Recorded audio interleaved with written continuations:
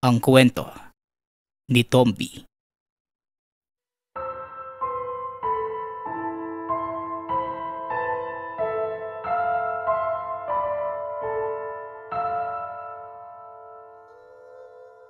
Ang kwentong ito ay hango sa totoong buhay. Mula ito sa isa nating tagapakinig. Naitago na lang natin sa pangalang Lucas. Walang eksaktong taon. Isabela, Negros Occidental. Nangyari ang kwentong ito na mga panahong nababalot ng kaguluhan ang bansa. Nagtatago ang mga Pilipino dahil sa takot sa mga Hapon. Ngunit sa Kabisayaan, may isang lalaking kinikilala bilang isang berdugo. Si Lucas, mula sa pamilya ng mga magsasaka. Sa murang edad, nabatak na ang katawan sa mabigat na gawain. Naging matatag din ang puso at isipan dahil sa mga kaguluhan sa paligid. Pero lingid sa kaalaman ng mga kababaryo, kinakatakutan pala ito ng mga dayuhan. Isang hapon, habang pauwi galing sa sakahan ng mga magulang, may nakasalubong siya ng mga sundalong Hapon na nagpapatrolya. Hinarang siya ng mga ito. Kung ano-ano ang sinasabi sa kanya pero hindi naman niya maintindihan ang lengguwahe.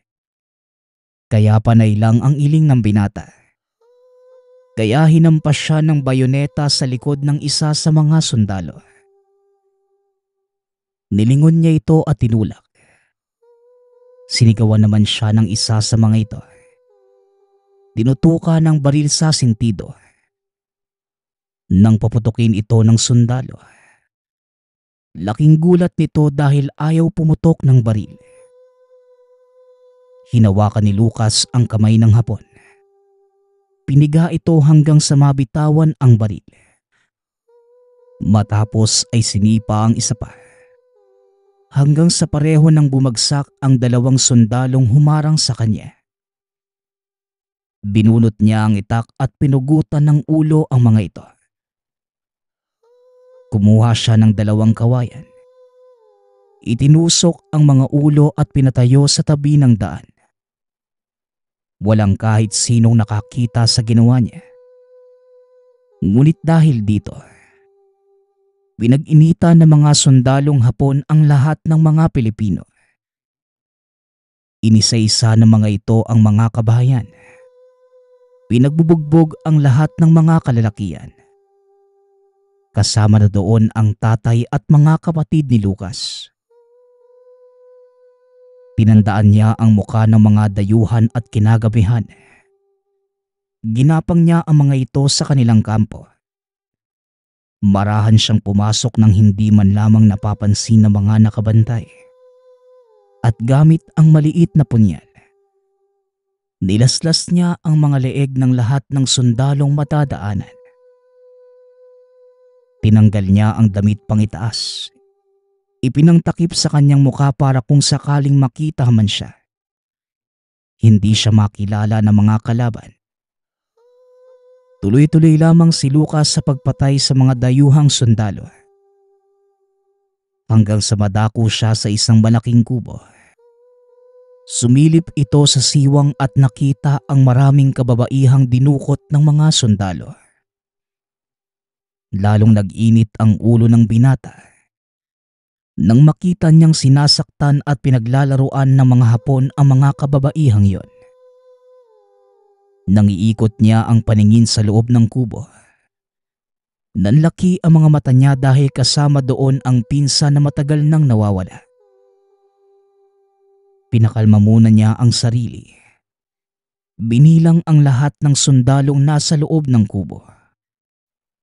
At nang masigurado niyang kakayanin niya ang mga ito, dali-dali niyang sinira ang dingding ng kubo. Sinugod ang mga sundalo. Pinagtataga niya ang mga ito at humingi ng saklolo ang isa sa mga sundalo. Kaso nga lang, Paglabas niya ay bumungad sa kanya ang nakahandusay na mga katawan ng mga kasamahan. Wala ng buhay ang mga ito. Nilingon niya si Lucas. Dali-dali itong sinugod kaso nga lang. Nasalo ng binata ang kamay. Kagad itong tinagpas. Ganon din ang ginawa niya sa isa pa nitong kamay. Pinaluhod niya ito sa lupa at sinabihang iparating sa mga pinuno nila ang ginawa. Kagad niya itong pinakawalan. Matapos yon ay kinalaga ni Lucas ang mga kababaihan at tuluyang pinatakas. Kagad din siyang umalis sa lugar. Pagka-uwi ng tahanan, sinalubong naman siya ng lolo. Isa itong manggagamot at kilalang babaylan sa buong bayan. Ito din ang nagbigay sa kanya ng lahat ng kakayanan. O apo, saan ka na naman galing bata ka? Aba oras na ng gabi nasa labas ka pa. Alam mo namang napakadaming sundalo ang naglipa na sa daan. At bakit basang-basa yung damit mo? Naligo ka ba sa ilog? Tanong ni Lolo Narsing. Bago umuwi, dumaan muna si Lucas sa ilog para hugasan ang lahat ng dugo sa katawan upang hindi malaman ng mga magulang ang ginawa. Ulo, magandang gabi. Pasensya na po at naaliw ako sa pagtatrabaho. Hindi naman tayo makakilos sa umaga dahil sa mga sundalong yan. At kaya naman po ako nabasa. Nahulog po ako dun sa sapa . Wala akong dalang pang-ilaw. Pagdadahila ni Lucas. Kaso nga lang, alam pala ng lolo ang bawat kilos. Kaya isang palo ng tungkod ang binigay sa kanya ng matanda. Arhilo, para saan naman po yun? Tanong ni Lucas. At sa akin ka pa talaga nagsinungaling bata ka. Baka nakakalimutan mo. Ako ang maestro mo. Ako ang nagturo ng lahat ng nalalaman mo. At alam ko kung kailan mo ito huling nagamit. Wika ng matanda. Napakamot na lamang sa ulo si Lucas. At sinabi ang lahat ng ginawa. Nanlaki ang mga mata ng matanda nang malamang nilusob ni Lucas ng mag-isa ang kuta ng mga Hapon na mayroong mahigit 30 sundalo. Marahil nga, nagkulang ako sa pagsubaybay sa iyo, Lucas, at hindi ko namamalayan ang paglago ng kakayanang pinasa ko sa iyo. Pero tandaan mo lang po, walang dapat makaalam ng kakayanan mo. Lalo na ang mga dayuhan. Babala ni Lolo Narsing. Kaunting kaalaman lang patungkol sa kakayanang sinasabi ni Lolo Narsing. Ang pinamana niya kay Lucas ay mga dasal mula sa lumang kasulatan.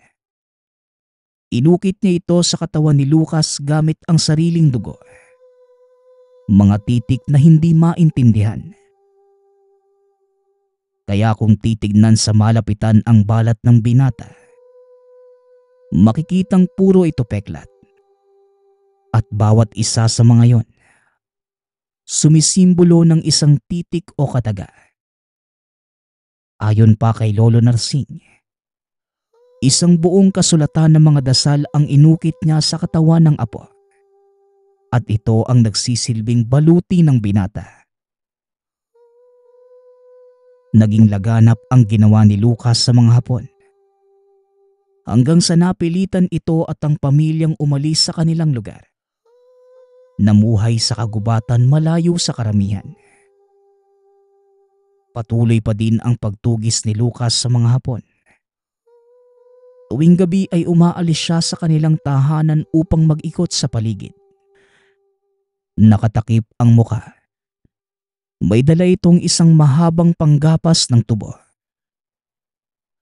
Ang bawat kampo na madadaanan niya, Kaagad niyang pinapasok. Maging ang mga sugatang sundalong dayuhan ay hindi nakaligtas sa kanyang parusa. Hanggang sa isang araw, habang nag-iikot sa kagubatan ay napansin niya ang isang kakaibang kubo. Medyo madilim na ng mga oras na yon. Kitang-kita niya ang ilaw ng isang gasera sa loob ng kubo. Indikasyon na merong nakatira. Marahang lumapit ang binata. At ng mga ilang dipa na lamang ang distansya, may narinig itong ingay na tila may kung anong hinihiwa. Gumapang siya sa lupa at unti-unting dumikit sa kubo. Sumilip ito sa siwang ng dingding at nanlaki ang mga mata. Nang makita ang isang matandang lalaki, may hinihiwang braso ng tao. Inikot pa niya ang paningin at sa isang sulok ay may 2 bangkay ng sundalong Hapon. Tinignan niya ang itaas ng bahay ng matanda. Nakita niyang may mga karneng nakasabit na tila tinatapa. Sa pagkakataong yon, hindi sinalakay ni Lucas ang matanda. Inisip na lamang ni Lucas na baka ito ang paraan ng tao para gumanti sa mga dayuhang mananakop. Dali-dali itong umalis sa lugar na yon. Bumalik sa kinaroroonan ng mga kaanak. Kaagad niyang sinabi ang mga nakita sa lolo. Ngunit hindi na nasorpresa ang matanda. Alam pala nitong laganap ang mga aswang na mga panahong yon. Alam mo Lucas, mas nakakabuti ang ginagawa ng mga kagaya nilang aswang. Hindi naman sila pumapatay ng mga kababayan natin. Malaking tulong ang presensya nila. Lalo pat wala tayong kalaban-laban sa mga armas ng tayuhan. Wika ni Lolo Narsing. Ngunit patuloy na minatyagan ni Lucas ang matanda. Kadalasang sinusundan niya ito kung saan man ito magpunta. Laking gulat niya nang malaman niyang ang karneng tinatapa ay pinamimigay niya sa mga sundalong Hapon. Halos maduwal si Lucas sa kakaisip.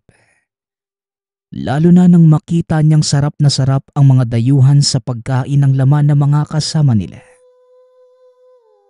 Hinayaan lamang ito ni Lucas. Lalo't pumapatay din naman siya ng mga sundalo. Ngunit may isang pagkakataon, napilitan itong tumulong sa matanda. Pinagtutulungan ito ng napakadaming sundalo at halos mamatay na ito. Kaya kagad nang nakisali si Lucas, pinagtataga niya ang mga sundalo at nang maubos na niya ang mga ito, kaagad niyang tinayo ang matanda. Nagulat siya nang magsalita ito.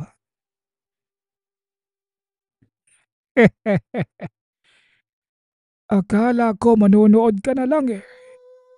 Salamat bata. Siya nga pala. Ang pangalan ko ay Tadeo. Wika ni Tandang Tadeo. Wala pong anuman. Sa ngayon po, kailangan nating magamot yung mga sugat niyo. Tugon ni Lucas. Kaagad naman niyang dinala ang matanda sa kubo nito. Sinalubong si Lucas na nakakasulasok na amoy.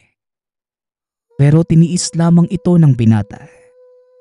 Dahil nanganganib ang buhay ng matanda. Sa hindi malamang dahilan, hindi nito kayang pagalingin ang sarili. Mang Tadeo, bakit hindi po naghihilom ang mga sugat niyo? Hindi po ba dapat kusang gagaling ang mga yan? Tanong ni Lucas.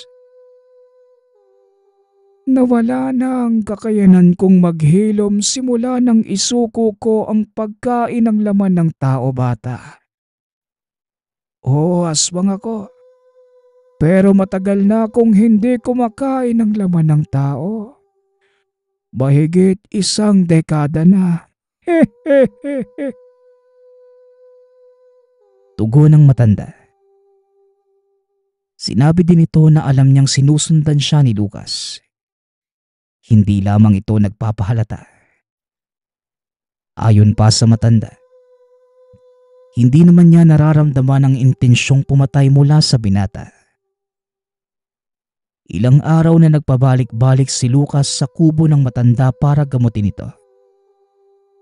Ngunit isang araw, nagulat na lamang siya nang wala na ito sa kinahihigaan. Tinanggal na din ng matanda ang mga benda sa katawan. Kaagad na lumabas si Lucas para hanapin ito. Pagkalabas pa lamang sa pintuan, kaagad naman siyang sinalubong ng isang malakas na tadyak mula sa hindi niya kilalang lalaki. "Sino ka? Ano ang kailangan mo sa kubo ng tatay ko?" tanong ng lalaki.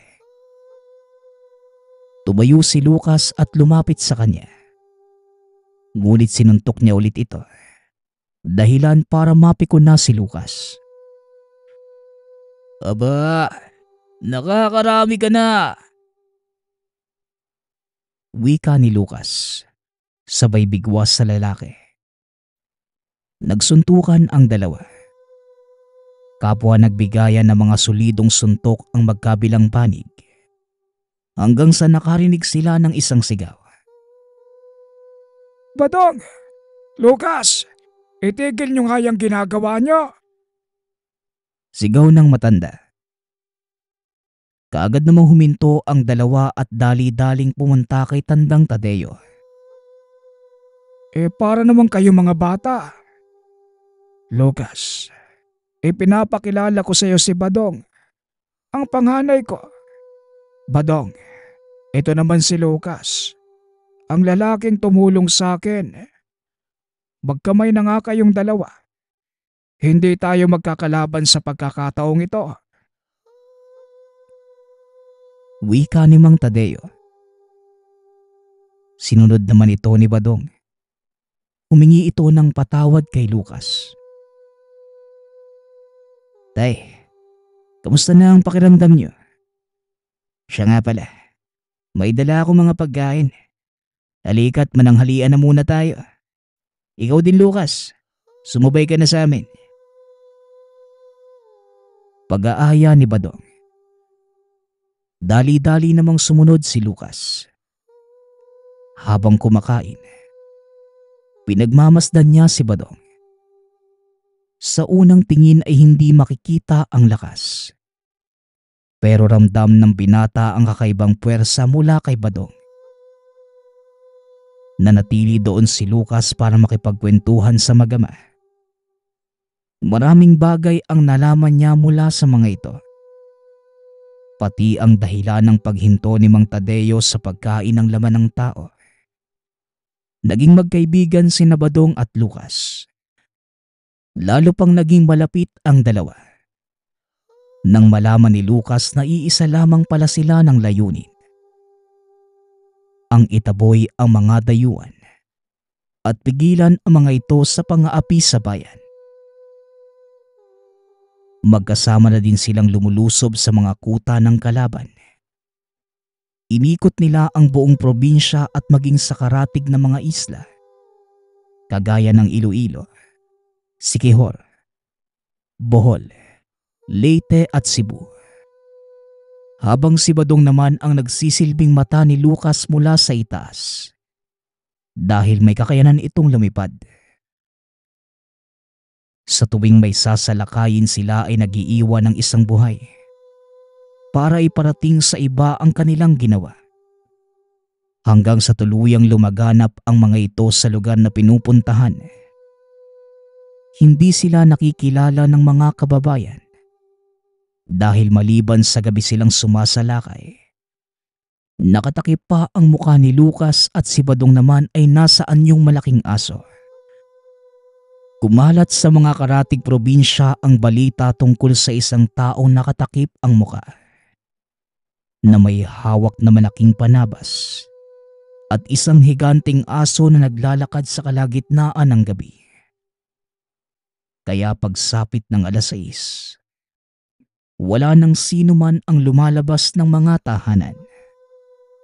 Maging ang mga dayuhan. Natakot na ang mga itong magpatrolya.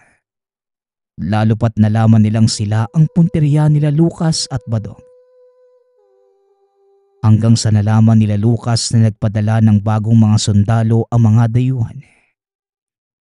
Sinalubong nila ang mga ito sa pantalan dahil alam nilang gabi ang daong ng mga ito. Nang makita nila ang mga sundalong pababa ng barko, kaagad nila itong tinambangan sa daan. Gamit ang kakayanan ni Badong na magpalit ng anyo, hinarangan niya ang sasakyan sa anyong malaking aso. Napahinto ang mga sundalo para bugawin ito. Pero nang magsibabaan sila ng sasakyan, isa-isa naman silang pinagtataga ni Lucas. Napuno ng hiyawan ang buong paligid. Mga nakakatakot na sigaw ng mga taong nilalapa ni Badong. Umieko din ang putok ng malalakas na baril. At sa kasamaang palad, tinamaan si Badong. Dali-dali naman siyang inakay ni Lucas papasok sa loob ng kagubatan. Badong, kung ang dugo ng tao makakapagpahilom ng sugat mo, hindi kita pipigilang uminom. Sa ngayon, alalahanin mo, kailangan mo manatiling buhay at malakas. Para sa adikain nating dalawa, huwag ka na magpipigil. Wika ni Lucas. Napatango na lamang si Badong. Bumalik ito sa pagiging anyong tao. Nanatili kung saan siya nagtatago. Ipinain naman ni Lucas ang sarili sa mga natitirang sundalo. Sinugod siya ng mga ito at nang makalapit na ang mga sundalo sa kinaroroonan ni Lucas, kaagad namang hinila ni Badong ang isa sa kanila at nilapa. Ininom nito ang dugo ng sundalong yon at sa harap ni Lucas. Naghilom ang mga sugat ni Badong. Muli itong nagbalik sa anyong malaking aso. Sinugod ang mga sundalo. Direkta niyang kinakagat sa leeg ang mga nahuli. Samantalang si Lucas naman, pinagputol-putol ang mga bahagi ng katawan ng mga ito. Matapos ubusin ang mga sundalo, kaagad nang umalis ang dalawa sa lugar. Ngunit nagulat sila nang bigla naman silang pinaulanan ng bala mula sa itaas ng burol. May mga nakaabang palang grupo sa gawing yon. Wala na silang nagawa kundi ang magtago sa mga puno at sipatin kung sino ang mga bumabaril sa kanila. Nang makita ni Badong ang mga nakatagong sundalo, kaagad niyang sinugod ang mga ito. Isa-isang nagsilaglagan ang mga patay na katawan ng mga Hapon mula sa itaas ng burol. Habang si Lucas naman, hinarap ng isa sa mga opisyal ng kalaban. Itinapon na lamang nito ang baril dahil wala naman itong silbi. Hindi tinatabla ng bala sina Lucas at Badong. Nagtanggal ng pang-itaas na kasuotan ang sundalo.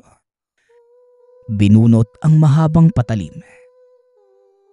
Sinalakay nito si Lucas ng walang tigil. Panay lamang ang pagsangga ng binata. Ngunit nagulat si Lucas dahil napakabilis nitong kumilos. Halos nakakasabay siya sa bilis ng binata. Maya-maya pa, nagawa nitong masugatan si Lucas sa balikat. Nagulat ang binata dahil ang alam niya, walang sandatang gawa ng tao ang maaaring makapinsala ng balat. Naging mas maingat si Lucas sa pag-iwas sa sandata. Alam niya na maaari niyang ikamatay sa oras na magkamali siya. Nakangiti lamang ang kalabang Hapon sa kanya. Muli siyang inundayan ng sunod-sunod na pag-atake. Pero kahit anong gawin niya, nagagawa pa din siyang mahabol ng kalaban. Ramdam din ni Lucas na tila hindi ito napapagod. pero determinado ang binatang matalo ito. Dumating si Badong. Akmang tutulong pero pinigilan siya ni Lucas. Akin ang isang to, Badong. Manood ka lang dyan. At magbantay ka kung sakaling may dumating pang mga kasama ng isang to. Wika ni Lucas. Sinunod naman ito ni Badong. Naupo sa isang putol na puno habang pinapanood ang kasama. Tuloy lamang sa pakikipaglaban si Lucas hanggang sa tila pareho na silang napagod. Halos hindi na maitaas ng hapon ang mga kamay. Ganon din si Lucas. Puno na din ng sugat ang katawan ng magkabilang panig. Ano, Lucas? Kaya mo pa ba? O ako na ang tatapos sa isang yan? Tanong ni Badong. Naiinip na itong manood sa dalawa. Pero patuloy lamang sa pagtanggi si Lucas. Nagpatuloy ang labanan ng dalawa hanggang sa tuluyan ng sumuko ang kanilang mga katawan. Sa pagkakataong yon, bumangon ang kalaban ni Lucas at lumuhod sa lupa. Dinampot ang sandata at tinutok ito sa tiyan. Sinubukan pa ni Lucas na pigilan ito. Pero huli na siya. Dahil itinarak na ng hapon sa tiyan ang napakatalas nitong sandata. Sabay hiwa pa halang. Naglabasan ang lamang loob ng hapon. Naging dahilan ng agarang pagkamatay. Matapos ang pangyayaring yon, nawala ng malay si Lucas dahil sa sobrang pagod. Kaagad naman siyang dinala ni Badong sa tahanan upang makapagpahinga at magamot ang mga pinsala nito. Sa paglipas ng mga panahon, naging payapa din ang lahat.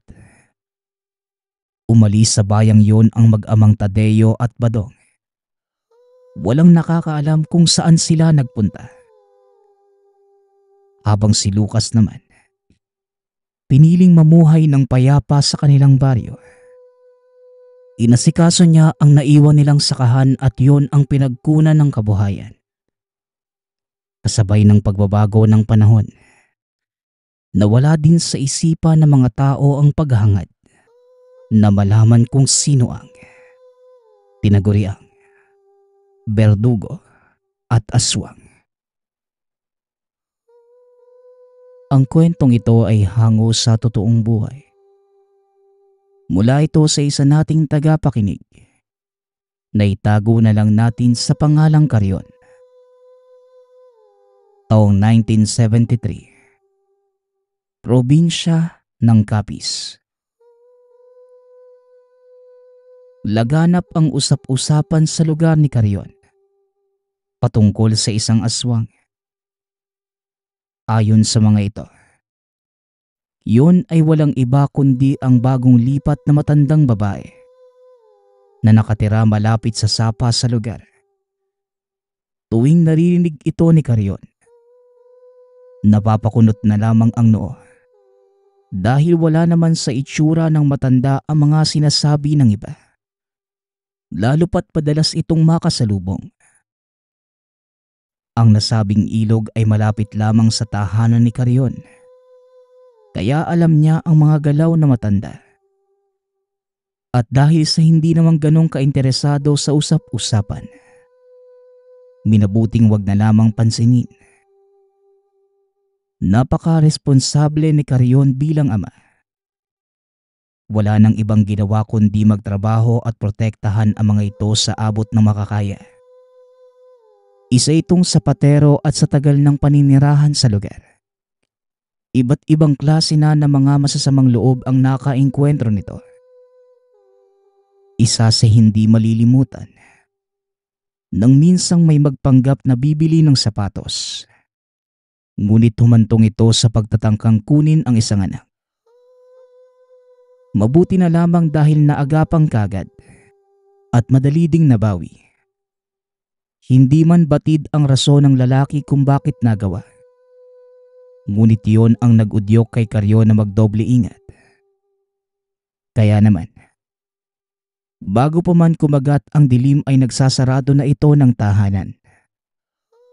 Dahil ng mga panahong yun, marami na ang pagala-galang tao sa labas.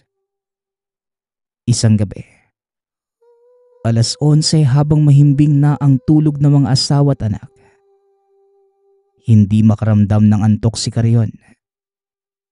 Nang magawi sa kusina, bigla na lamang may narinig na yabag na nanggagaling sa isang napakalaking tao. Dahil sa bigat ng bawat pagtapak nito. Walang ano-ano eh. Bigla na lamang may kumalampag sa bubungan. Kaya nagmamadali itong lumabas ng tahanan. Pagbungad ni Karyon, ganoon na lamang ang pagkabigla. Nang makita ang isang walang saplot na babae. Nang magkatinginan sila, nakita ni Karyon na kulubot na ang balat. Kaya alam niyang matanda na ang babae. Ngunit hindi naman niya namukaan. Dahil natatakpan ng buhok ang mukha nito at may mapupulang mata. Naglalaway din ito na tila may naaamoy na kung anong masarap na pagkain. Nagmamadali nang bumalik sa loob si Karyon para kunin sana ang tinagong itak. Nang mga oras na yon, alam niya sa sarili na aswang ang nasa bubong. Pagkabalik sa labas ng tahanan, pababa na ang nilalang. Inabangan ito ni Karyon sa posibleng daanan at nagkahabulan pa ang dalawa. Hindi pa man nakakalayo. Natisod ang nilalang kaya naman sinamantala na ito ni Karyon para mahagip ng dalang itak. Nagtagumpay naman si Karyon. Nasa 5 mahabang sugat ang markang nagawa nito bago pa man tuluyang makaalis ang nilalang. Hindi na rin ito nahabol pa dahil sa napakabilis tumakbo ng aswang. Matapos yon, bumalik na sa loob si Karyon para siguraduhing nasa maayos na kalagayan ang mga anak at asawa. Naabutan naman niyang mahimbing pa rin ang pagkakatulog ng pamilya. Kaya nakampante na ito kahit papano. Nang sumunod na araw, dahil ayaw nang maulit pa ang pangyayari noong nakaraang gabi, lumapit ito sa isang matandang kapitbahay na nagngangalang Tandang Selyo. Sa tagal ng paninirahan ito sa lugar, dito lamang niya na ibabahagi ang mga karanasan. Ang matanda ang kanyang pinagkakatiwalaan dahil kahit anong bagay, may alam ito lalo pat isa itong manggagamot noong kabataan. Ngunit hindi na nito pinagpatuloy pa dahil tutol ang lahat ng kapamilya. Nang matapos na maibahagi ni Karyon ang mga pangyayari, napawika na lamang ang matanda ng, Huwag na tayong lumayo pa. Sigurado akong ang may gawa niyan. Walang iba kundi yung matandang bagong lipat. Ganto na lang ang gawin mo, Karyon. Mamayang hapon, bago pa sumapit ang dilim, pumunta ka sa tahanan ng matandang babae. Siguraduhin mong matungtungan mo kahit yung unang baitang lang papunta sa pintuan. Kahit hindi ka pagbuksan, kamustahin mo siya sa malakas na boses. Tapos banggitin mo ang pangalan niya. Nang sa ganong paraan, hindi nagagaling pa ang mga sugat niya. Dito mo na rin madediskubre kung siya nga ba talaga ang nilalang na nasa bubong niyo kagabi. wika ni Tandang Selyo. Napatango namang kagad si Karyon. Nagwikang susundin ang payo ng kaibigang matanda. Matapos ang kaunti pang pag-uusap ng dalawa, umuwi na rin para ipagpatuloy ang mga tinatahing sapatos. Bandang alas 2 ng hapon, dahil tapos na sa ginagawa, Pumunta na si Karyon sa tahanan ng matandang babae. Bagamat nakakaramdam ng takot, hindi niya ito pinansin pa at ang tanging nasa isipan lamang, huwag nang bumalik pa ang nilalang sa tahanan. Nang makarating sa bahay ng matanda, kaagad itong tumuntong sa unang baitang papunta sa pinto.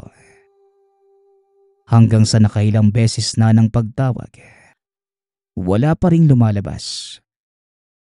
Kaya naman, paunti-unti nang humakbang papalapit si Karyon. Nang walang ano-ano, biglang bumukas ang pinto ng matanda. Hindi na nagsayang pa ng oras si Karyon. Sa malakas na boses, kinamusta niya ito sabay banggit ng pangalan. Tumitig ng napakasama ang matanda sa kanya. Dahan-dahang gumagawa ng nakakakilabot na tinig. Dahilan kaya kumaripas na ng takbo si Karyon. Dumiretso na ito sa tahanan ni Tandang Selyo. Natawa na lamang ang matanda at sinabing, wala nang dapat pang ipag-alala dahil napagtagumpayan na niya ang balak. Dagdag pa ng matanda, ang pangangamusta sa aswang ay magiging sanhi para hindi na makalabas pa ng tahanan. Hindi na nito makakayanan pang pumunta sa ibang lugar dahil sa mga sugat na natamo. Ayon pa kay Tandang Selyo, ang mga aswang ay kinakailangang pahilumin muna ang mga sugat bago muling makapambiktima. Dahil sa mga narinig, kumalma na rin si Karyon. Nang sumunod na araw, alas 9 ng umaga, dumalaw sa tahanan si Tandang Selyo. Karyon, halika. Samahan mo ko. Puntahan natin yung bahay ng aswang. Kailangang masundan ko ng dasal ang ginawa mo kahapon para tuluyan ng mapilayan ng nilalang na yon. Wika ni Tandang Selyo. Mahinahon namang nagpaalam si Karyon sa asawa. Sinabing may lalakarin lang. Hindi naman ito pinigilan at diretso nang naglakad ang dalawa. Nang makarating sa tahanan ng matandang babae, bago pa man makatungtong sa hagdanan, may mga dasal nang binitawan si Tandang Selyo. May kung ano sa mga salita. At diretso nang nakapasok ang dalawa sa tahanan ng matanda. Naabutan nilang nakadapa sa sahig ang matanda. Hinang-hina na ang itsura nito. Kitang-kita rin ng dalawang mata ni Karyon ang mga sugat sa likod. Sa puntong yon, sigurado siyang sa kanya galing ang mga sugat na yon dahil tanda pa niya ang mga parteng tinamaan. Samantala, si Tandang Selyo naman, may pinatak na tubig sa likod nito habang nagbabanggit ng dasal na hindi maintindihan at napasigaw na lamang ang matanda. Halos tumagal pa ito ng ilang minuto. Kaya naman maging si Karyon, hindi na mapakali dahil bakas na sa mukha ng nilalang ang labis na sakit na nararamdaman. Nang matapos si Tandang Selyo, gumiti na lamang ang matanda at sinabing, Salamat sa tapang mo, Karyon. Ngayon, maghihintay na lang tayo ng ilang araw para maglaho ng tuluyan ng nilalang na ito. Halika na. Kailangan nating maisara ng maayos ang tahanang ito para hindi na mailigtas pa ng mga kalahi niya. wika ni Tandang Selyo. Dahil dito, naghanda na si Karyon. Bago pa man makaalis ang dalawa, gamit ang makapal na lubid, pinalibot ito sa pinto. Siniguradong selyado para hindi na ito makalabas ng tahanan. Hanggang sa makauwi ang dalawa, patuloy lang sa pagtatanong si Karyon. Ayon naman sa kasamang matanda, yun na ang huling araw na makakasama ito dahil kinakailangan ng bumalik sa sariling probinsya. Lumipas pa ang 2 linggo. Pumutok na ang bali-balita sa lugar na may napakabahong umaalingasaw sa tahanan ng matandang babae. Bigla na lang din nagsimatayan ang mga puno malapit sa tahanan nito. Dala ng kuryosidad, lakas loob na pinasok ng mga kapitbahay ang loob ng tahanan. Ngunit wala namang naabutan ditong bangkay o ano paman. Maging si Carrion ay pumasok na rin. Ngunit hindi na nakita pa ang matandang babae. Ganun na lamang ang pagtataka ni Carrion dahil sobrang baho sa paligid. Ngunit napakalinis naman ang tahanan. Magmula ng araw na yon, umusbong ang usap-usapan sa lugar na totoong aswang ang matanda. Samantalang si Carrion naman, nanatiling tahimik lamang kahit may kinalaman pa ito sa mga nangyari. Naging palaisipan man kung nasaan na ba si Tandang Celio dahil hindi na ito muling bumalik pa sa lugar nila Carrion. Ngunit ang hindi mawawala sa isipan, nang minsang matalo ang nilalang sa pamamagitan lamang ng 5 marka sa likod. Ang kwentong ito ay hango sa totoong buhay. Mula ito sa isa nating tagapakinig na itago na lang natin sa pangalang Sara. Walang eksaktong taon.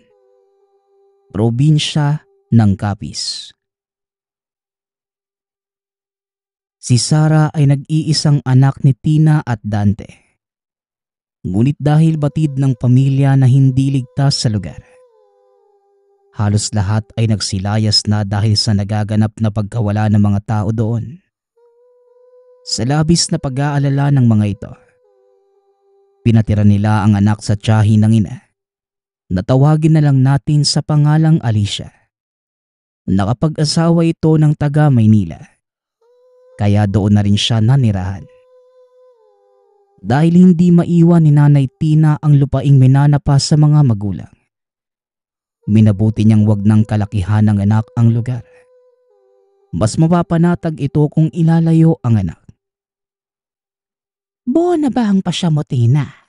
Sumama na lang kaya kayo. Ibenta nyo na ang lupain. Alam mo naman ni isa sa kamag-anak natin, wala na dito sa lugar. Wika ni Tia Alicia. Magiging maayos din kami dito, Tia. Si Sara lamang ang inaalala namin. Pagiging masikip ang mundo para sa kanya kung mananatili siya dito. Kaya pakiusap, kayo na ang bahala kay Sara. Huwag kayong mag-alala. Magpapadala naman po ako ng sustento para sa kanya. Tugon ni Nanay Tina. Tina, hindi usapin ang pera sa mga oras na ito. Aba, ikaw na lang ang natitirang pamilya ko. Hindi naman pwede na pati ikaw mawala pa. Wika ni Tia Alicia. Sabay yakap sa pamangkin. Wala na itong nagawa pa kundi respetuhin ang pasya nito. Ayaw din ito na maiwan ang mga alaala ng yumaong magulang. Lumipas ang ilang taon. Naging maayos naman ang kalagayan ni Sara. Malayo man sa mga magulang, napunan naman ni Tia Alicia ang pagmamahal bilang isang tunay na magulang. Samantalang ang nanay at tatay naman, yumabong ang negosyo. Sa kabila ng mga kaganapan sa lugar, pinili nilang maging positibo at gawa ng paggawaan ng asin ang buong lugar. Ipinalibot nila sa kabuuang lupain ang kwadradong pinatutuyuan ng asin. Kaunting description lamang sa lugar. Malapit ito sa karagatan, kaya mas madali sa kanila ang pagkuha ng tubig dagat. naging maayos naman ang kalakaran ng negosyo. Sa mahigit 20 taong pagkawalay sa mga magulang, napagpasyahan ng dalaga na umuwi. Ang masaklap, dahil ito sa hindi inaasahang pagbubuntis, iniwan pa siya ng karelasyon. Iniisip ni Sarah na ito na ang tamang panahon upang makasama ang mga magulang. Hindi na din ito napigilan ni Tia Alicia na bumalik sa pinagmulan dahil sa sitwasyon at kahilingan na kailangan niya ang pangunawa at kalinga ng ina. Tanghaling tapat ng dumaong ang Roro na sinasakyan sa Kalibo. Ilang sandali na lamang ang biyahe at makikita na niya ang pamilyang matagal nang hindi nasisilayan. Manong, alam mo po ba ang lugar na ito? Tanong ni Sarah. Sabay abot sa nagmamaneho ng isang maliit na papel na may nakasulat na address. Ito ang eksaktong lugar ayon kay Tia Alicia. Naku Neng, hindi kami aabot sa lugar na yan eh. Kung gusto mo, ibababa na lang kita sa arko. Tapos sumakay ka ng habal-habal papasok. Delikado sa lugar na yan eh. Kaya iniiwasan ko. Kung hindi mo mamasamayin, sino bang pupuntahan mo doon? Tanong ng driver. Natawagin na lang natin sa pangalang Redan. Ganun po ba? Uuwi po ako sa bahay ng mga magulang ko eh. Sa Manila po kasi ako lumaki. Dadalaw lang sana ako sa kanila. Tugon ni Sarah. Mahaba ang napagkwentuhan nila habang nasa biyahe. Medyo malayo pa ang tinakbo ng sasakyan mula Kalibo hanggang Capiz. Hindi naman nabagot ang dalaga sa biyahe dahil makwento si Redan. Napag-alaman niya na hindi naman sila nagkakalayo ng edad. Kaya nagpalitan sila ng numero para makapag-text kahit nasa malayo. O paano? Dito ka na. Nakikita mo yung sityo na yan. Mag-iingat ka. Nga pala, pag kailangan mo ng tulong ko, magpadala ka lang ng mensahe. Wika ni Redan. Salamat. Pwede ko bang lakarin? Mukhang malapit na lang naman din eh. Tanong ng dalaga. Pwede naman, pero mas ligtas kung sumakay ka na lang ng habal-habal. Tugon ng binata. Buwaba na lamang ito para alalayan ang dalaga. Dahil wala namang gaanong pasahero ng mga oras na yon. Manong, sa may hasinan po yan magpapahatid Kung pwede po sana, iatid nyo hanggang sa pinto ng bahay nila. Wika ni Redan. Nako iya, mukhang galing ka pa sa malayo Sa hasinan ka mo.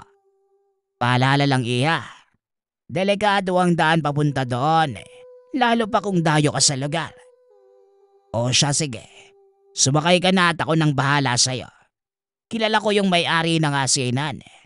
Diba si Dante Atena yon? Wika ng driver.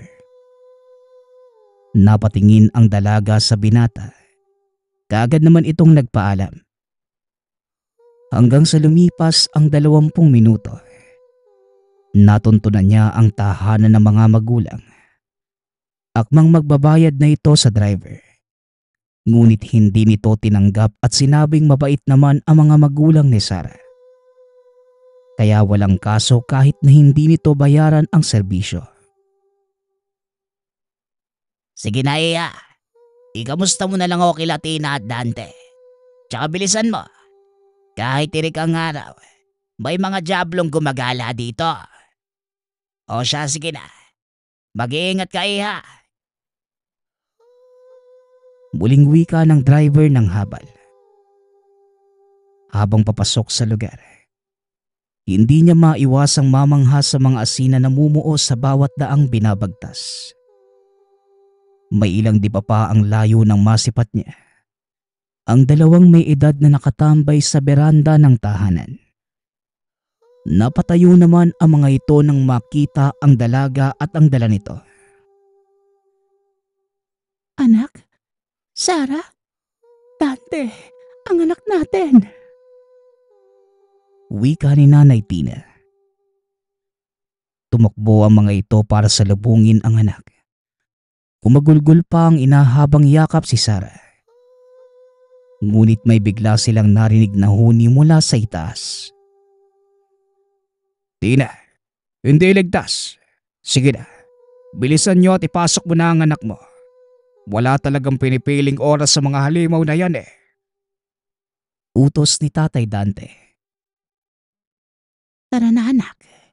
Hindi ka man lang tumawag na darating ka. Hindi man lang kami nakapaghanda ng tatay mo. Hindi ka man lang tuloy namin nasundo. Wika ni Nanay Tina. Ayos lang hunay. Pagpasensyahan niyo na kung di man lang ako nag-abiso. Biglaan lang po kasi. Tugon ni Sarah. Nagpatuloy ang kanilang usapan sa loob ng tahanan. Sinarado lahat ng pinto maging mga bintana. Nararamdaman na mag-asawa ang banta sa paligid. Sa pagpapatuloy ng kwento, wala namang sama ng loob ang dalaga sa mga magulang. At sinabing sinikap naman ng mga ito na gampanan kung anumang obligasyon para sa dalaga. Naikwento naman lahat sa akin ni Lola Alicia. Wala na po kayong dapat ipag-alala. Nauunawaan ko po kayo. Pero gusto ko lang pong makasama kayo. Wika ni Sarah. Anak, maiba nga ako. May ibang rason ang pag-uwi mo. Tama. Bakit pumayag ang lola mo na umuwi kang mag-isa? Kahapon lang. Tumawag si lola mo pero hindi ko nasagot. Alam mo naman dito, pawala-wala ang signal. Ang sa akin lang, delikado ang lugar na ito. Lalo pa kung matigtikan tayo ng mga... Naudlot sa pagsasalita si Nanay Tina nang may kumatok sa pinto. Halos magiba pa ito dahil sa lakas. Kinuha naman ng ama ang bolo na nasa gilid lamang ng kinaroroonan. Sino yan? Kapag hindi ka sumagot, sisiguraduhin kong mamamatay ka. Sigaw ni Tatay Dante. Kuya, buksan mo ang pinto. Dalian mo. Wika ng tao sa labas. Dali-dali naman itong pinagbuksan ng ama. Biglang nagulat dahil sa itsura ng kapatid. Hapong-hapo na tila hinabol ng kung anong halimaw. Habol hininga nitong sinabi na merong malaking problema. Napaitnag si Tatay Dante dahil sa amoy ng kapatid na mukhang hindi naligo ng ilang taon. Delikado. May bisita kayo, tama. Kuya, naaamoy kong may buntis sa bahay niyo. Pinagmamadali ako ni Medring papunta dito. May mangyayaring pagsalakay mamaya. Papunta sa direksyon niyo. Wika ng kapatid ni Tatay Dante. Natawagin na lang natin sa pangalang Bugoy. Nag-iisang kapatid na nakapang-asawa ng aswang na si Medring. At dahil sa pagmamahal, naging ganap ding aswang si Bugoy. Sila ang dahilan kung bakit naging ligtas ang mga magulang ng dalaga. Ano bang pinagsasabi mo? Sinong buntes? Tsaka bakit naman sasalakay? Ikaw, Bugoy, tatamaan ka na sa akin pag napuno ako sa'yo. Wika ni Tatay Dante. Ako, buntis po ko, tay. Sabat ni Sarah. Tumingin ang lahat sa kanya. Hindi pa naman masyadong kalakihan ang tiyan ng dalaga. Hindi pa ito mahahalata ng mga ordinaryong tao. Mahabaging langit, anak. Sino ang ama? Bakit? Paano ka nabuntis?